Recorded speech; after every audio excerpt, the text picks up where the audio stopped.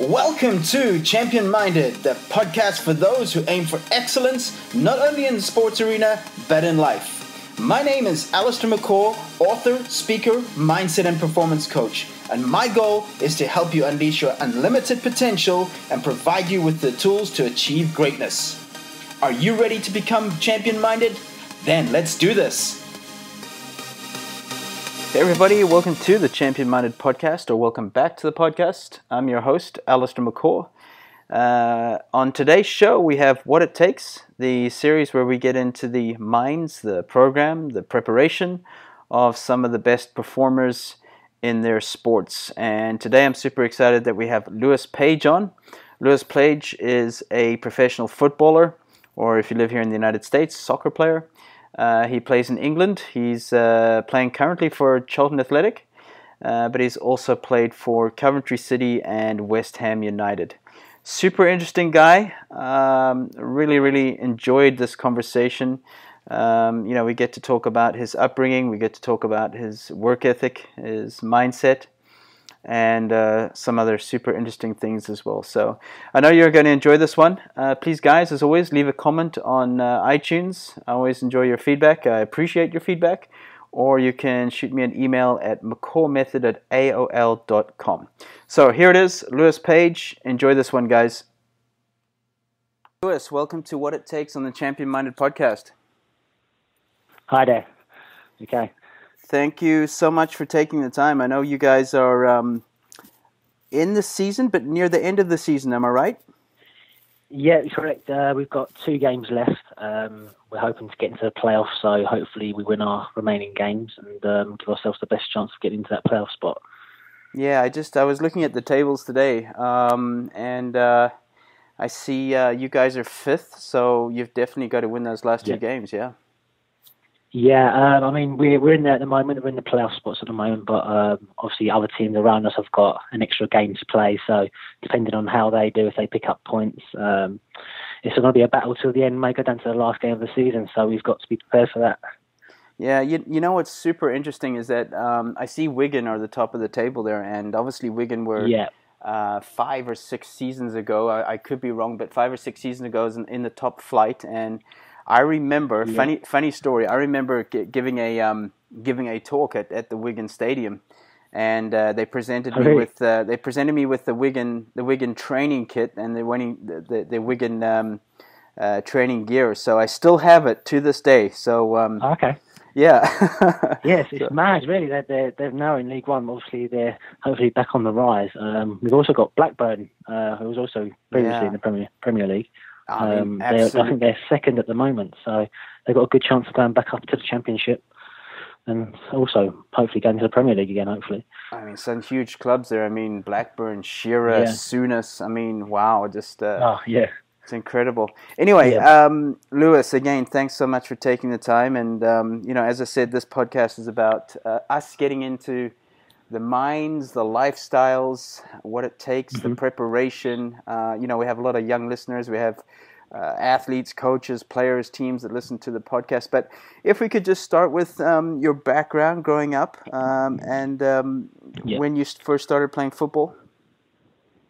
Yeah, basically, I wasn't really into football at a really young age. It was about, obviously I was very young, just sort of, I really liked golf. I was about 7 or 8, really playing golf a lot. Having lots of lessons. And I was with a coach who also did golf and football, sort of at the side of school. I ended up playing football. My dad loved the game of football, probably more than golf, so it sort of swayed me towards that side of things. And then I went to a few after-school clubs, just practicing football, playing football, loving it. I got to about 8 or 9. I was playing local sides on a Sunday league. Nothing professional, nothing high end. It was more just having fun with my friends, to be honest. I then got to 9. I was playing a game over the park, Sunday league game, and there was a West Ham scout there. Obviously, West Ham were in the Premier League at the time. They asked if I'd like to go down for a trial. So the following week, I went down there with my dad. My dad took me down there. I trained. I was there on a 6-week trial. I remember it was meant to be 3 weeks, I remember after 4 weeks, I was thinking, oh, this doesn't look good. Might not get it. Another 2 weeks went by, and on the sixth week, they offered to sign me on a 2-year contract. So obviously at the time I was buzzing. I remember my dad got the call. We was in the living room at the time. He was on the phone to the manager, and I remember him turning around and giving me the thumbs up, saying that I got in. So I was delighted. So wow, I mean, but golf. Do you still play golf? I do, yeah. Obviously, don't play as much as I'd like to. Obviously, with a lot of football games. Sure. I play sort of, I don't know. In the summer we get a good amount of time off. I try to play a good once a week in that time. So it's just difficult. Obviously, with the weather over in England, it's tough to get out there. You don't really want to play in the rain. Yeah, for sure. You got to get over to Florida and have a few rounds here. So. Now, it's interesting, you spoke about, you got spotted at the age of 9, and this week I was reading in the Business Insider in the UK about how many, obviously I read there's 1.5 million registered footballers in the UK. There's, I don't know, maybe I could be wrong here, but 30,000 registered clubs. I could be wrong, so I'm not 100% sure there. But wouldn't surprise me. Yeah. So, but here's the thing: out of all the boys who enter an academy at the age of 9, less than 1% make it. That's according to the Business Insider, or make a living from the game either. The most interesting stat that I read was that obviously only 180 of the 1.5 million players who are playing organized youth football in England at any one time will make the Premier League. That's a success rate of 0.012%. Now, that is pretty astonishing, because obviously at the age of 8, 9, 10, whatever it may be, every kid has a dream to play top league football, be it Premiership or League One or where you are right now. My question is, how does a parent... What is the best way for a parent to, control their kids' development in their career? Because that's everyone believes they're going to be a professional footballer, right? Yeah, that's the thing. I've seen so many kids that have been great, and I think their parents have also think, oh, he's going to make it, but. That's not the reality. I've seen lots of good players fall away from the game who I thought was definitely going to make it, and I think their parents also thought that, obviously, and they've been very disappointed.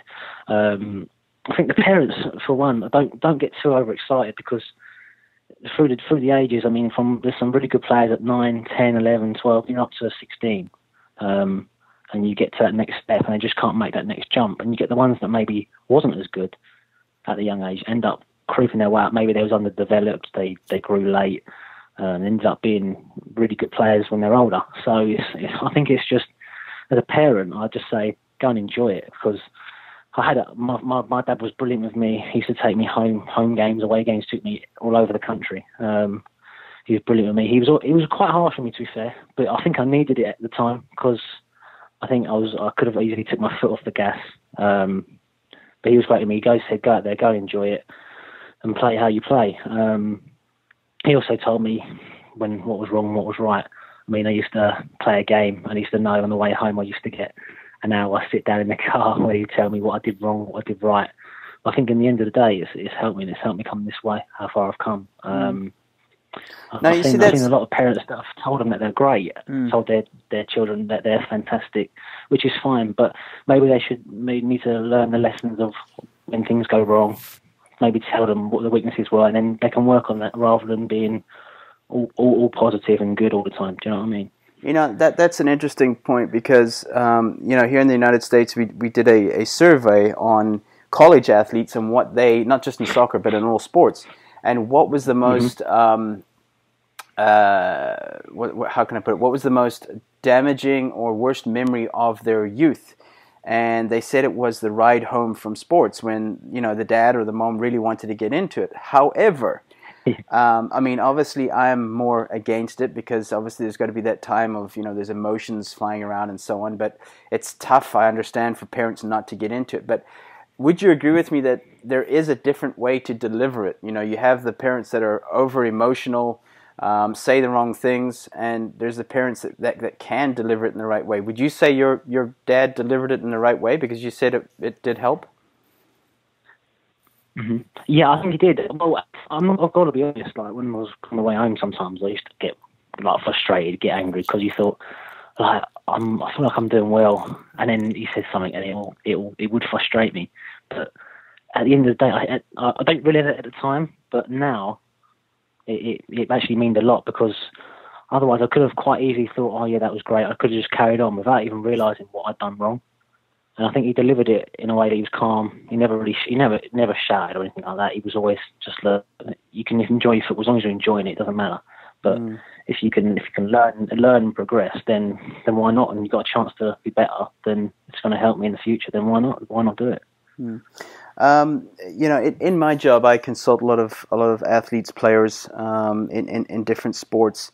And one of the patterns I've seen is that, kids get really, really good at the ages of, say, 14, 15, but that is where there seems to be, that's where the fork in the road seems to happen. In your opinion, especially in football, and, you just mentioned it earlier on in our first question, that there was a lot of good guys you can remember at 13, 14, 15 that didn't make it. In your opinion, what makes that difference at that age? What makes the ones go on and the ones stay behind? Mindset, 100%. As I said, I've seen a lot of really good players at 14 to 16. Maybe they've been told they was great, and then we've gone up with the first team. I'll never forget the first time I went to train with the first team at West Ham. I was about 15 or 16. There was 4 of us that went up to train. Our best player, one of the 4 who was going to be the one who's going to make it. He trained. He had an okay session, but he had that sort of cockiness and that little bit of overconfidence. And the first team players quite quickly told him where to go, basically, and it sort of killed his confidence. And after that, for about a year, he couldn't catch his form back, because I think mentally he couldn't handle anyone giving him any criticism. And I think when you get to that 16 age, you're going to get to youth team football, reserves, then into the first team. You're going to get people telling you that was poor, like in a worse way. And I think it's about just taking that and believing in yourself when people were having a go at you, because at the end of the day, they're only trying to help you for the team. So I think you've got to realise that, and it's going to help you improve, because you're going to take criticism from fans. I think that just helps you along the road, and that's where a lot of people seem to fail, because they can't really take it mentally. But I think that's where you get some players that maybe aren't the most talented, but they work and work and work every single day. And people and your teammates will buy into that as well, and they see that, and I think they like it. They bring you into the team, and you're sort of part of the team before the ones that maybe they're more talented. That's what I'd say about that. I mean, obviously, I'm picking up here cues to your upbringing. There was a bit of obviously intrinsic motivation, there was a bit of extrinsic motivation, but from what I'm hearing about it, you had a very high work ethic. Would you agree with me? Yeah, definitely, yeah. Would you say that's one of the strengths that got you to where you are today? You spoke about mindset, obviously, having a stronger mindset, having humility, which is another important thing, being coachable, being able to listen, being able to take in instructions well, but work ethic. I love that you mentioned that, because that's what Champion Minded's all about. It's not about being, and this is why I'm super pumped to have you on the conversation today, because we had Danny Cipriani on 1 or 2 weeks ago. He has the same type of mentality. He wasn't the best, but worked his butt off to get to the top, and that's exactly what you're saying. Yeah, 100%. I mean, like if you work hard, you're going to have no regrets. That's how I looked at it. I thought, let me just give this my all. Like if I don't make it, then at least I'll give it everything, and I've got no regrets, no worries about, what if I did this, what if I did that. But I realised that at quite a young age, because I've seen, obviously, as you said, the percentages are so low on making it as a footballer. And I've seen so many people that have come out of the game, like you go year to year, and we'd have 10 or 12 teammates, and then by the end of that year there would only be 3 left, and then there would be more players coming, and then there'd be 2 left. So I think I see that, and it made me think, oh, I can't be one of those players that go again. Like, I've got to stay here. I've got to make this, and I think that's just drove me on. And then I also off season, you see a lot of people. I was also underdeveloped, quite underdeveloped. I used to be small, not very quick. At around 14, 15, I was struggling a little bit, and we had one off season. I went with a sprint coach and gym coach. Worked with them for 8 weeks in the off season, and it helped me massively. I come back a different athlete, and I knew that the whole season before. I need to do this in the summer because next year is a big year. I'll be playing for the under-16s. I needed to perform to get that scholarship. So I went away, did my work, and come back and ended up getting a scholarship early. So it was that taught me that hard work gets you results. So ever since then, I'd always gone from that motto, and I'll hopefully continue that. I mean, that was at the age of what, 14, 15? Yeah, 14 to 15, around that age. So, I mean, obviously that's valuable advice. Did you have, we talk about mentors, we talk about coaches, people in your life that guided you. Where did that advice come from? Was that from you were with the West Ham Academy, obviously. Was that from the West Ham coaches, or was that from a mentor you had in your days growing up? Yeah, it was, to be honest, again, it was my dad. My mum's obviously, she sort of dealt with like the emotional side of things. So I sometimes I'd come home and say to her, like, I don't think I want to do this no more. You get them tough times where you're not playing well, or someone's told you that's not good enough, or you're not good enough. And I told her, look, maybe I want to stop this. Maybe I want to go out with my friends, or do whatever they're doing when I should be playing on a Saturday or training at night, and they're out having a good time. But my dad was great with me, to be fair. He always kept me sort of on track. He said, look, yeah, you will regret this if you don't carry on. He said it's up to me, do what I want to do. But he was always giving that guidance to sort of say, look, keep going. There's no point stopping now. You've come all this way. They believe in you, the club, West Ham. So why not give it a go and keep pushing? Now, I mean, obviously at the beginning of the podcast, I mentioned we have a lot of teenagers, a lot of young, inspiring athletes and players that would love to be in the position you are, and the former guests we've had here on the show who are at the top of their sport. What advice would you give to a kid who maybe doesn't have a father figure, or a father or a parent that has that type of advice? What advice would you give to that kid? I say it comes from within. Like, I think if you're enjoying something and you really want to do something, it will come naturally. I've seen a lot of lads that I've played with, grew up without a mother and father. I think just go to help with your teammates as well. Your teammates are all going for the same goal at the end of the day. If you can work together and you can do sessions together, maybe aside from the actual coaching at your club, you can do individual sessions. You can get better. Again, it just comes from within. If you really want something, I think you can go for it. Why not? There's nothing holding you back at the end of the day. Yeah, I think that's an important part because, in the book Champion Minded, we talk about intrinsic motivation, that the fire in the belly, that inner drive, that vision, that dream that you have as a young kid to be, winning the FA Cup or winning the Champions League, whatever it may be. But, there's got to be some type of other extrinsic motivation, right? I mean, so from what I can hear, you were intrinsically very motivated. You had some extrinsic motivation as well. But what was your vision or dream as a young kid growing up? I always, in the garden as a kid, I used to imagine taking a penalty in a World Cup final, playing for England. And I think, it sounds really weird, but I used to, in the car on the way home, I sometimes do now, listen to the national anthem. Just imagine myself lining up as if I'm just starting a World Cup game. You still do that now?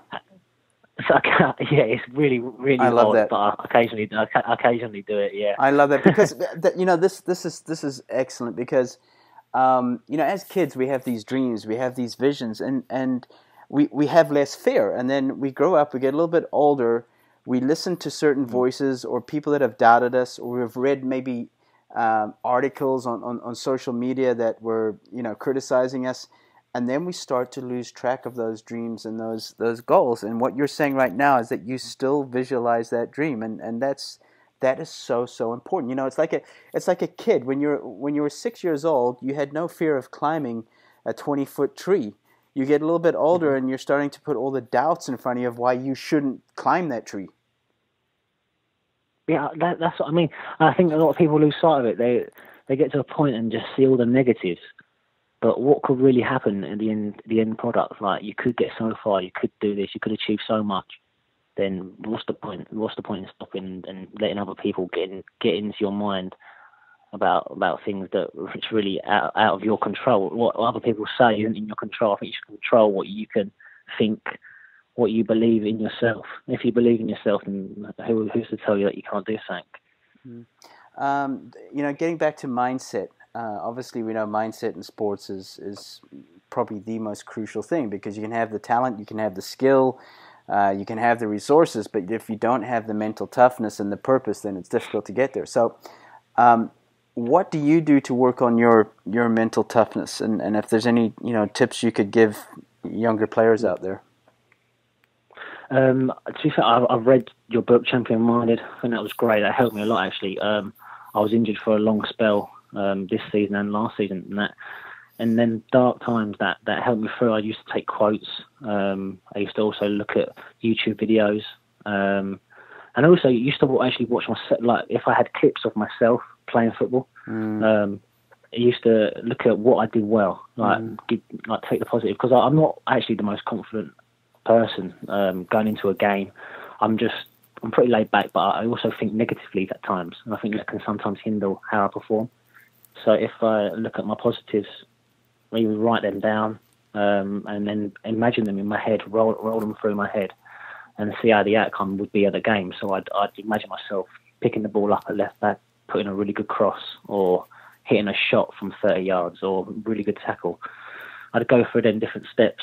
And I still do now before every single game, even before training, just to sort of like get myself ready for that game. Do you know what I mean? This is so refreshing to hear, because usually when you do interviews with top flight athletes, they're telling you about their strengths, they're telling you about what they do well, but vulnerability is a strength. Kindness is a strength.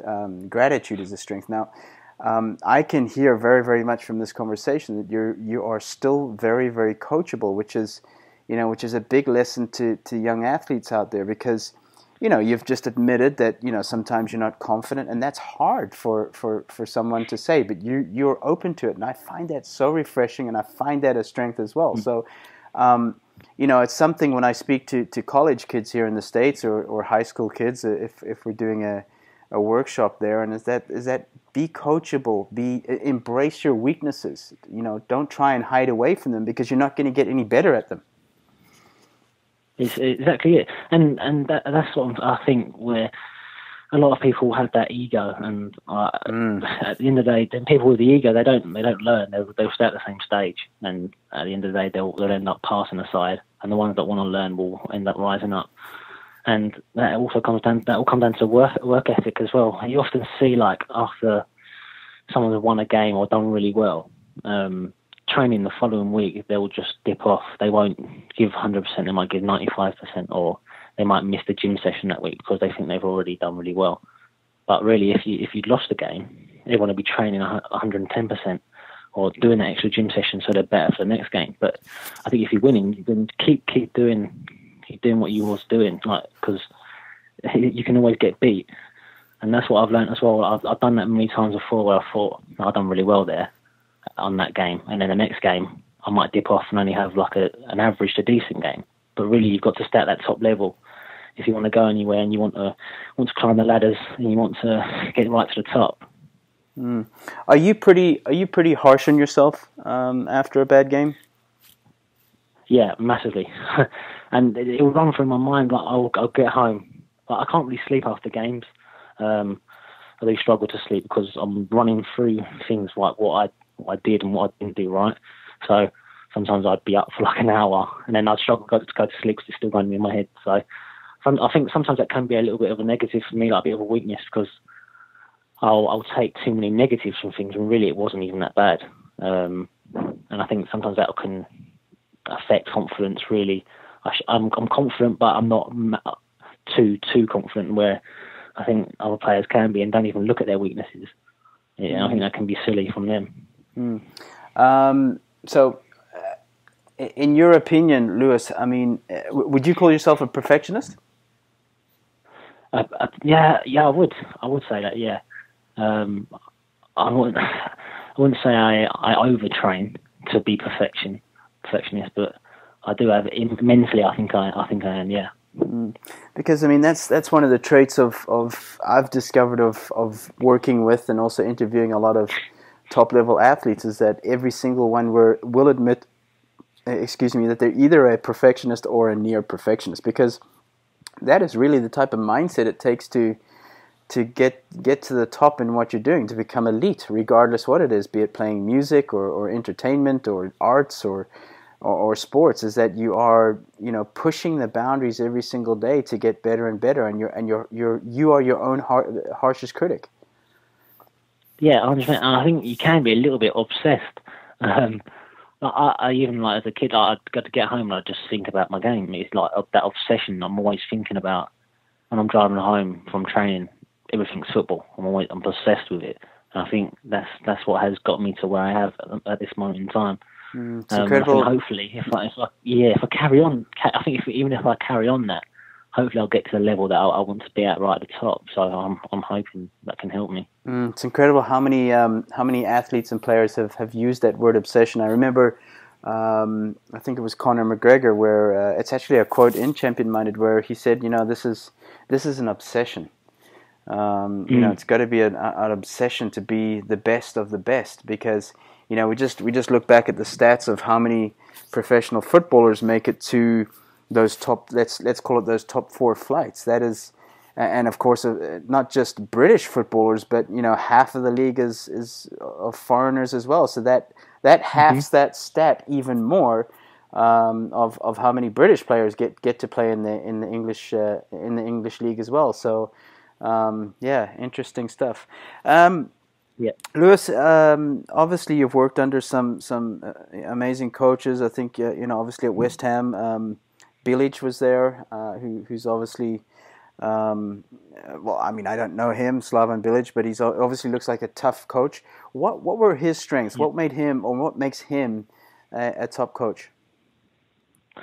I think his man-to-man skills, like his personal skills, where he wasn't on the training pitch shouting and screaming in people's faces, which I've seen a lot of times before.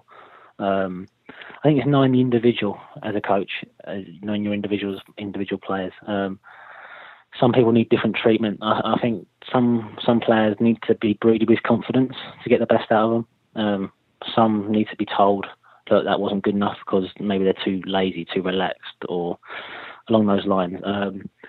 And I think if you know your players, you can get the best out of them, and the team will end up obviously working better. I've seen where coaches have really got into a player, really had a go at them, and that player's crumbled and never really reached their peak form under that manager.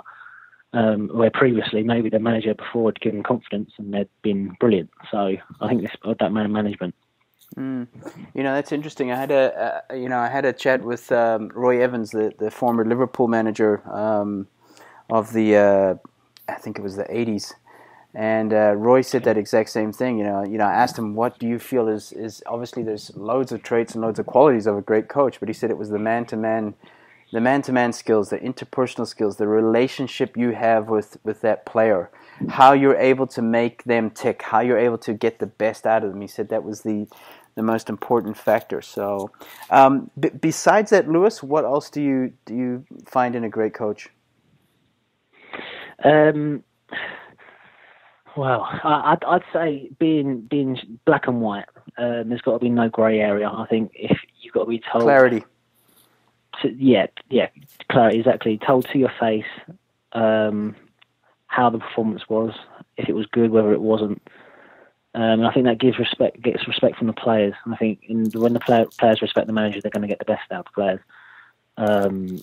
the players want to play for that manager, have respect for him, won't mind being in their company. I've seen where managers maybe been talking behind players' backs, and then the players have never actually spoke to the manager. They're not even involved in the squad. I think that's wrong. I think everyone should be part of the team, because at the end of the day, we're all working together. I think if people are treated differently, then you're not going to get the best out of everyone. Everyone should be treated equally. Mm. Would you say, Lewis, that is something today that's advice you would give to a young player today, is learn to be coachable, learn to be told what you're doing wrong? Because we live in a generation where instant gratification is the order of the day. We want to be told what we're doing right. We want a pat on the back. But you will know fine well is that to get to a high level, you need to be able to take criticism. And I find, obviously, I've been in coaching for 25 years. I find, I love working with this generation. However, they've got to be complimented a little bit more, and you've got to balance that compliment and that criticism. Would you agree there? Yeah, Again, I think they got your best interests at heart. If they want to coach you, they want to tell you what you did wrong. That criticism, they're trying to help you. I've had it with lots of coaches where someone's told me, "Oh, that was brilliant," but I never really got any feedback of where to improve. And the coaches did tell me where to improve. Yeah, exactly. Yeah, and when they did tell me to improve, where to improve, and I'll think about that next time I'm training and playing, because if I do that right, then I know I'm going to get that well done or that pat on the back, and it looks like I'm improving. And that's how you get through the stages of the academy, obviously in football or any other sport, where if they see that you're learning, then you're coachable, and then there's no reason why you can't keep improving and then get to the top. Yeah, obviously it's we're doing this podcast on the evening of the Liverpool Roma semi-final in the Champions League, which I promise you we won't run over time here, Lewis. So, and I'm a big Liverpool fan, so I'll be the first one to pull the plug. No disrespect, but Steven Gerrard, obviously the Liverpool captain of a long time, he also spoke about that. Self-assessment and the ability to take criticism, the ability to, he said he would go home after practice, just like you said, and think deep and hard about what he did that day and about the criticism his manager gave him. So, we talk about self-reflection. How important is self-reflection? Because it's sometimes a tough thing. I mean, to really, I self-reflect every night, but it's not easy, because you're saying, okay, maybe I could have done this better, or maybe I should have spoken to that person with a little bit more respect. How important is self-reflection for an athlete, a player, a person? Yeah, I think it's massive, because the next day you go in, you have it in your head what might be your goals, or what you wanted to do that you didn't do yesterday, or what you said, what you did. I don't know.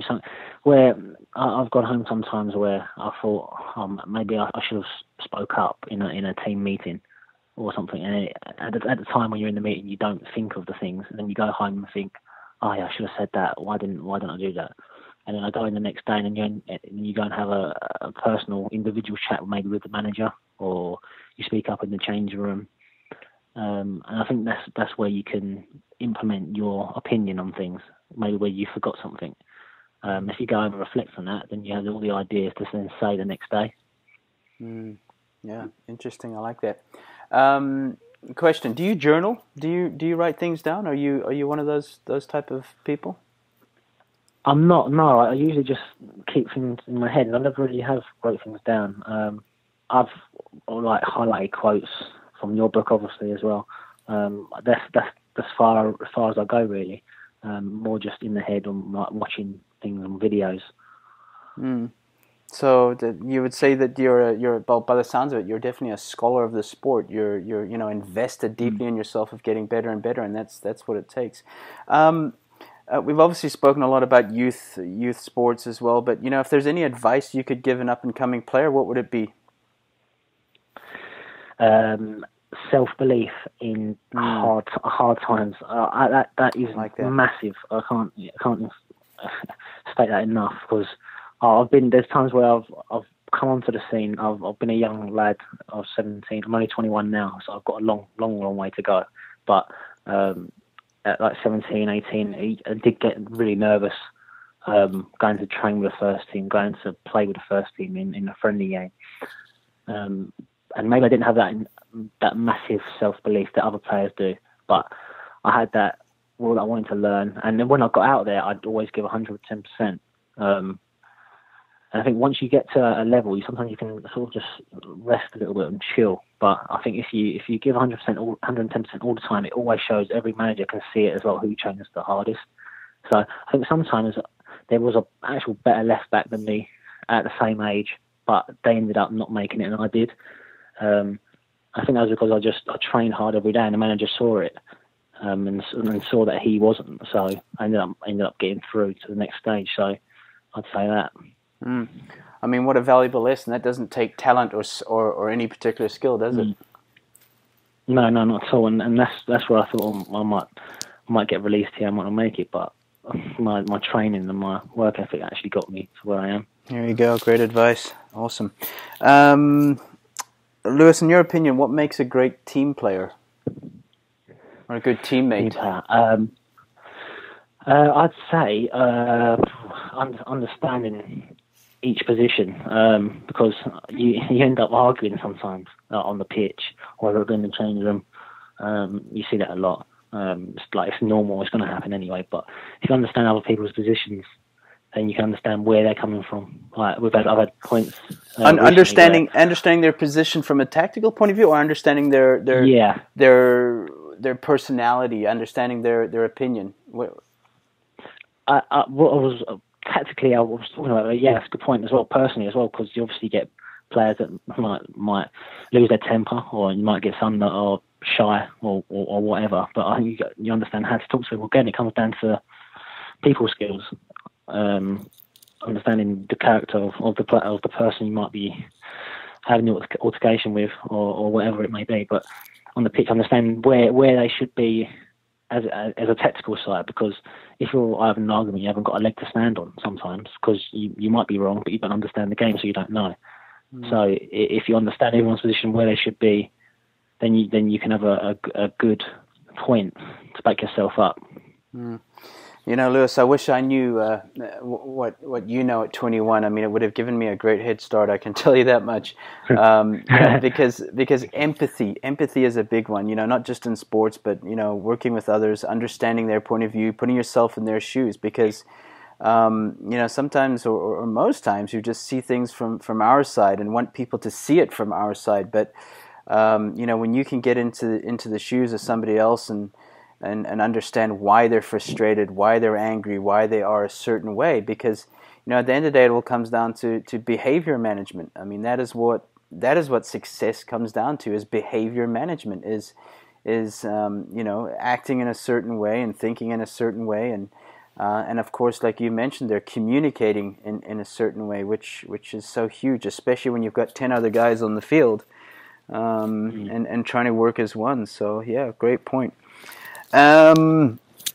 Let's see. I mean, I think we've covered quite a bit here in this podcast, Lewis. So I mean, it's been great talking mindset, talking preparation, talking motivation, all the things that are all linked to the champion-minded mindset. So anyway, let's go on to the last part, and that is quick fire questions. Either one word or a sentence. So are you ready? Yep. All right. Favorite hobby?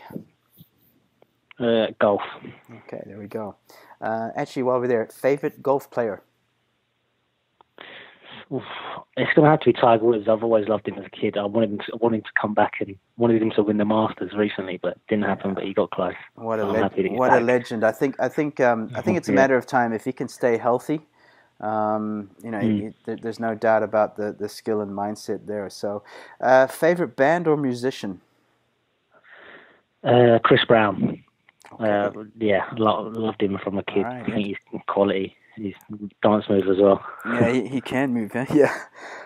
Yeah. Favorite sport to watch besides football? Ooh. It would probably have to be golf again. Golf again, okay. And golf and cricket. All right. Any possibility of a golf career after the football career? I'd love to, but I can't see it happening. All right. Last book read. Your one, Champion Minded. Oh, thank you very much. The check is in the mail, Lewis. The check is in the mail. Let's see. Favorite movie? £7. Will Smith. Okay. Great film. £7 I haven't heard of that one. It's recent. Oh, I won't tell you the story. It's from 2007, 2008. Oh, okay. Good film. Very good film. Okay, excellent. Favorite food? Chinese. Okay. Favorite sports team? Can be any sport. Tottenham Hotspur. Okay. I'll let you off on that one. I don't mind Hotspurs at all. I mean, Poch has done an amazing job there. I mean, just unbelievable. Yeah, great manager. Great manager. Favorite country or place ever visited? My first holiday with my girlfriend, actually, Mexico, Cancun. Oh yes. Love that place. It had a bit of everything. It had that nightlife, great weather, great beaches, and good town as well. Last time I was there, and it was 1995. I raced the World Duathlon and Triathlon Championships in Cancun. So I hate to say it, but I wasn't even born. Yeah. Thank you for that. Thank you for just reminding me of my age. All right, moving on. Favorite athlete, male and female, past or present? I always looked up to Ashley Cole. Mm-hmm. He was like an idol, obviously my position. I saw. Let me jump in there. I saw Ashley 2 weeks ago at LA Galaxy. I was at LA Galaxy. Oh, really? Yep, and Zlatan had just arrived 2 days before, and saw the guys in the gym, and Ashley was there. So, favorite female. Oh, favorite female. Serena Williams. Serena Williams. Okay. She's dominated the game, tennis game. Yeah. I'd have to say that. And she's quite enjoyable to watch as well. Like, her power is not what you usually see maybe in the women's game, but she's got that, and that sort of it's more exciting, I find. Yeah, total legend of the sport, right? Yeah. Okay. Here's one for you. Something others don't know about you. Oh, that's a difficult one. Yeah. I really don't know. Something others don't know about me.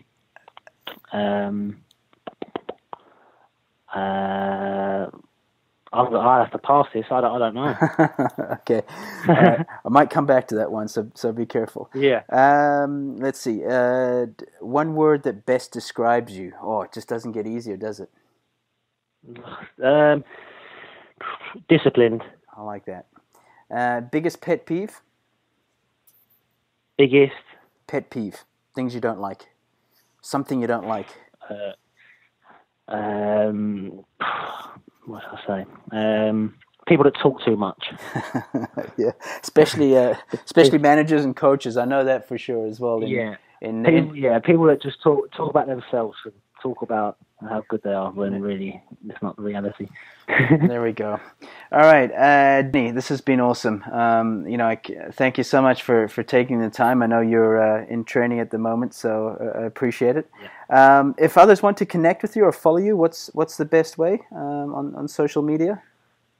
On Twitter and Instagram, it's Lewis Page 3. If you'd like to give me a follow, then that'd be great. Okay, Instagram? No, not on Instagram. Yeah, Instagram is on Lewis Page 3, both the same. Okay, sorry, Twitter and Instagram on Lewis Page 3. Okay. Yeah. All right, awesome. And final question, in your opinion, what does it take to be champion-minded? I'll give a few. Being consistent, having a desire, an end goal, having the sacrifice, and being humble. Love it. Great advice. Lewis, it's been a pleasure. Best of luck with the remaining 2 games, and hope to chat again soon. Yeah, brilliant. Thank you for that.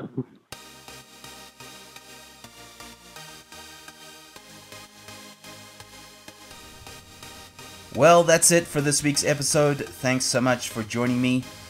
As always, if you enjoyed this episode, please share it with anyone who you might know would benefit from it or who aims to create excellence in their life. Also, please head on over to iTunes, subscribe, and please leave a review. I would greatly appreciate that. And don't forget that this podcast is also available on YouTube.